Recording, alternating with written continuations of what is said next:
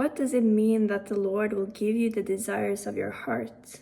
Many times I think that people only hear that part of the verse and then they don't understand, oh God, why are you not giving me the desires of my heart? Or they are just claiming that, oh, I shall have the desires of my heart, but I don't have to do anything for it. I had a conversation with my friend the other day and I was giving her a little bit of a Bible study from these verses, and I really like it. It's so much wisdom in it, and it's from Psalms 37, which says from verse 4, "Delight yourself also in the Lord, and he shall give you the desires of your heart."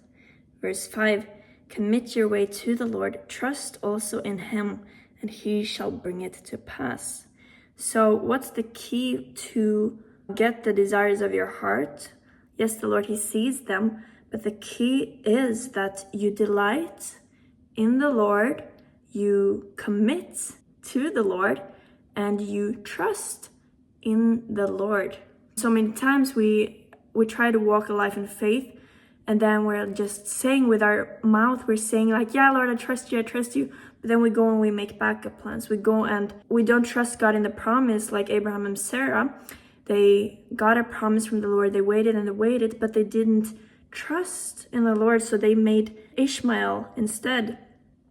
But that was not God's plans. And now still we are reaping the consequences of that in the Middle East and all of that things. But it says that when you have delighted yourself in the Lord, when you have committed to the Lord, being obedient to the Lord, and when you have trusted in the Lord, having faith in the Lord, then he will give you the desires of your heart. He requires obedience, he requires commitment, he requires that we are faithful to the Lord, that we don't go and make our own plans, but that we trust in him and his ways to be better than our own ways. Because there is a right that seems good to man, but the way is of the Lord. The way is of the Lord.